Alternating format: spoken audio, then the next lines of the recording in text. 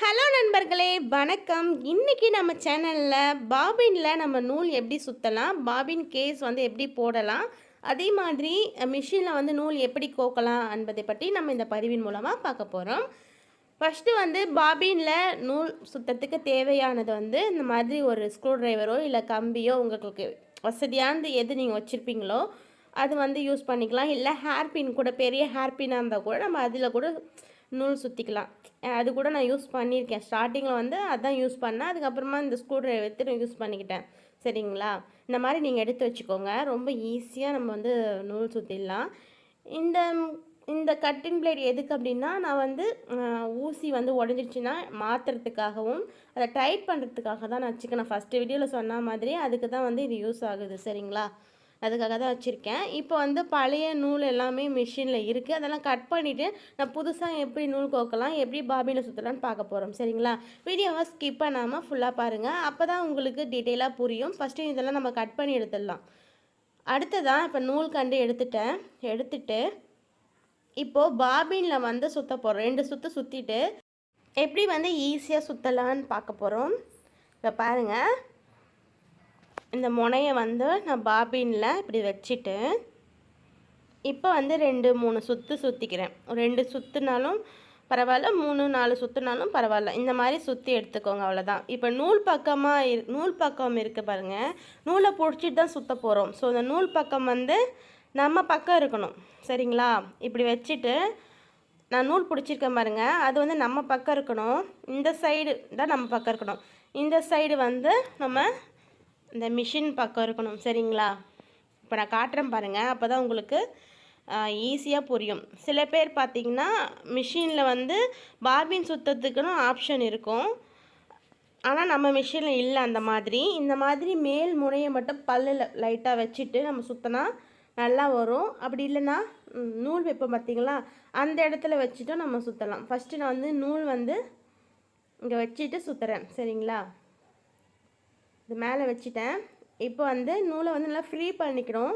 அங்கேருந்து இழுத்துட்டு இங்கே ஃப்ரீயாக விடணும். அப்போ தான் வந்து நூல் வந்து நல்லா சுற்றுறதுக்கு வரும். சரிங்களா? இந்த மாதிரியும் சுற்றிக்கலாம். பட் நான் வந்து எப்படி சுற்றுவேன்னா, இந்த மாதிரி ஈஸியாக தான் இருக்கும். இப்படி இழுத்து சுற்றுறதுக்கும் ஈஸியாக இருக்கும். சில பேர் மிஷின்லேயே இருக்கும் பாபின் சுற்றுறது. சரிங்களா? அந்த மாதிரி இருந்தாலும் நீங்கள் யூஸ் பண்ணிக்கலாம்.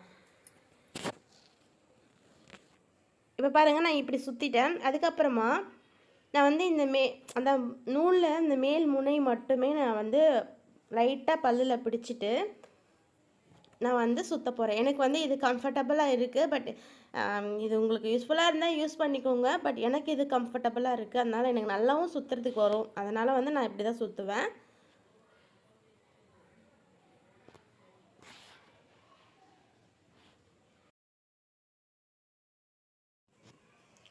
இப்போ நூலெல்லாம் நம்ம சுற்றியாச்சு. சரிங்களா? இப்போ இந்த பாபின் கேஸில் நம்ம எப்படி போட போகிறோம், நூல் வந்து மிஷினில் எப்படி சுற்ற போகிறோம் அப்படின்னு பார்க்க போகிறோம். சரிங்களா?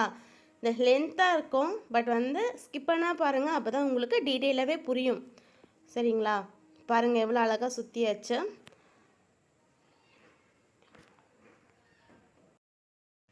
இப்போ இந்த கம்பியில் வச்சுட்டு இங்கே பாருங்கள், இந்த இடத்துல தான் நான் வந்து ஒரே ஒரு ரவுண்டு இந்த மாதிரி சுற்றிட போகிறேன். சுற்றிட்டு முக்கியமானது வந்து இதுதான். இது வந்து டென்ஷன் சொல்லுவாங்க. இதுதான் ரொம்ப முக்கியமானது. இது இருந்தால் மட்டும்தான் நம்மளால் தையல் வந்து நல்லா போட முடியும். சரிங்களா? அதுக்கப்புறமா இந்த அட்ஜஸ்ட்மெண்ட்டில் வந்து நம்ம நூல் வந்து கோக்க போகிறோம். சரிங்களா? அந்த இதில் கோக்கக்கூடாது. நான் பிடிச்சிருக்க பாருங்கள், இந்த இடத்துல அந்த டென்ஷன்லேருந்து அங்கே தான் போகணும். நூல் கண்டு அங்கே தான் நூல் போடும். இந்த இடத்துல வச்சுருக்க பாருங்கள், தப்பாக அந்த இடத்துல போகக்கூடாது. சரிங்களா? இந்த இடத்துல போய் தான் கீழே வரணும். அப்போ தான் நூல் வந்து தைக்கும்போது நல்லா வரும்.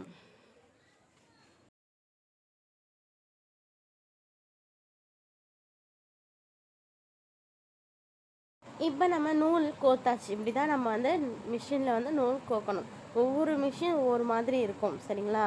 ஆனால் அந்த டென்ஷன் சொன்னோம் பார்த்தீங்களா, அதுதான் மெயினானது. அந்த இடத்துல நம்ம மிஸ்டேக் பண்ணால் நூல் வந்து வராது. ஸோ நம்ம பாபின் கூட பாருங்கள், இந்த மாதிரி போட்டுட்டு பாருங்கள், இந்த மாதிரி போட்டு கொஞ்சம் நூல் மட்டும் விட்டுருக்கேன். இந்த கம்பி மாதிரி இருக்குது பார்த்தீங்களா, நீட்டாக, அது வந்து இங்கே காட்டுறேன் உங்களுக்கு.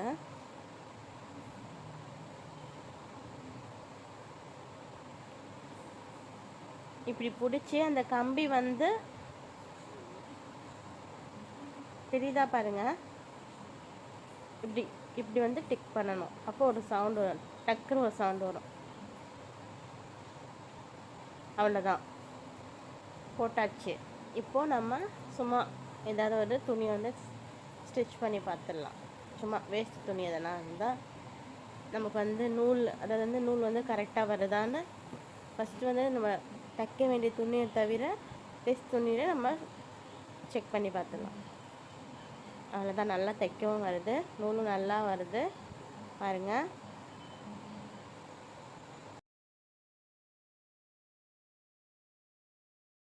இந்த வீடியோவில் பாபின் கேஸ் நம்ம எப்படி நூல் கோக்கலாம், அதே மாதிரி மிஷினில் எப்படி நூல் கோக்கலாம்னு தான் நம்ம பார்த்தோம். அடுத்து வேறு வீடியோவில் நான் சந்திக்கிறேன். Thank you friends, bye bye.